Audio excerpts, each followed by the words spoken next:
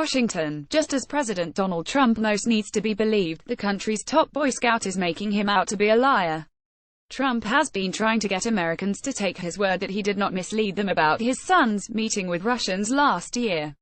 He's also been working to convince them that he did not attempt to discredit U.S. intelligence agencies, which say Russians helped him win the election, by spreading a conspiracy theory about the death of a Democratic Party staffer. Both assertions, though, rest on Trump's credibility that took another hit Tuesday when his claim about a laudatory phone call from the Boy Scouts of America was denied by the organization. "I got a call from the head of the Boy Scouts saying it was the greatest speech that was ever made to them, and they were very thankful," Trump told the Wall Street Journal last week, one day after speaking to some 40,000 Boy Scouts and troop leaders at their quadrennial jamboree in West Virginia, but the Boy Scouts say they have no knowledge of any such call.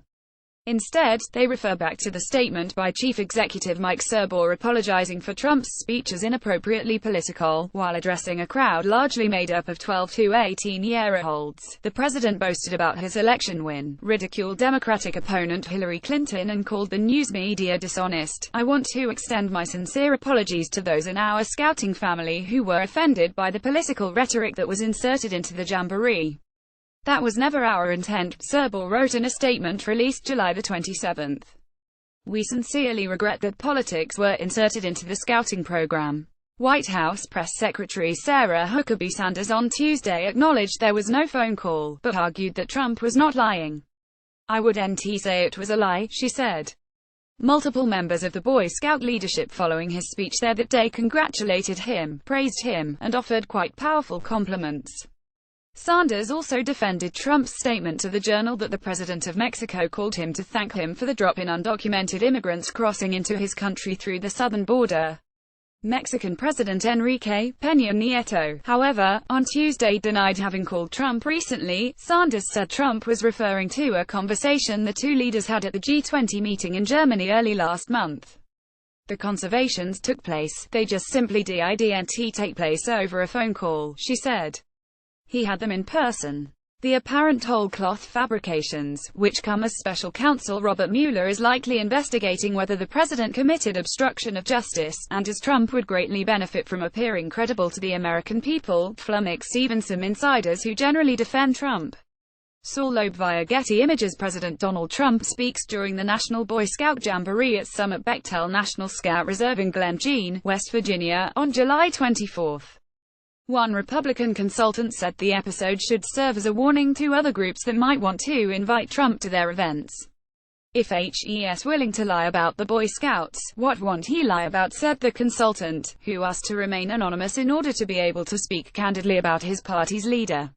"It's another reminder that any organization that associates with President Trump risks damage to their reputation."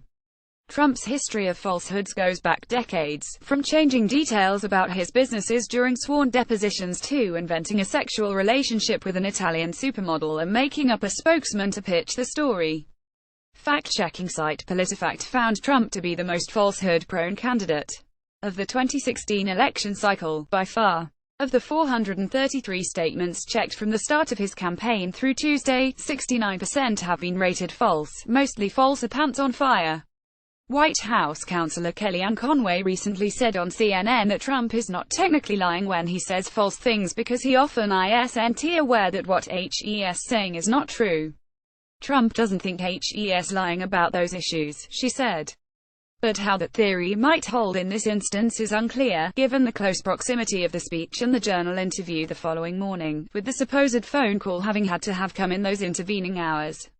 Republican National Committee member Sean Steele, a regular Trump defender, suggested that Trump may have simply misremembered who praised him and how.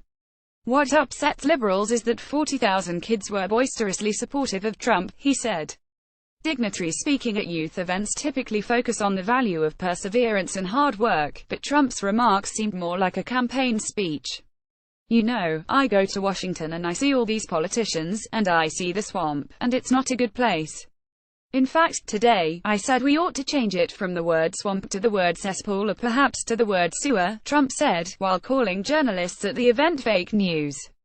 The address drew outrage from scouts, parents of scouts and former scouts who do not support Trump, and Serbo posted a lengthy statement that included the apology only 3 days later.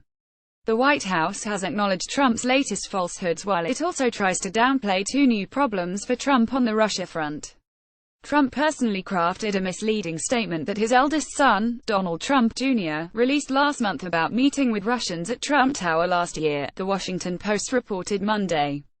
Trump and his lawyer initially denied that the president had anything to do with the statement, but Sanders said Trump had weighed in on it while it was being drafted, as any father would, she added, and a new federal lawsuit says that Trump personally approved a censor-retracted Fox News story claiming that a Democratic staffer who was later fatally shot had given party emails to WikiLeaks.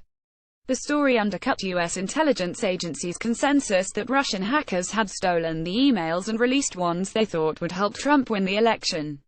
The White House acknowledged that it hosted a meeting with Fox and its sources prior to publication, but denied that Trump knew of the story.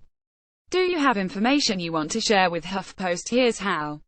Trump Tower meeting with Russian lawyer, one of four. Share this slide. Getty Images. SV date. Senior White House correspondent, HuffPost.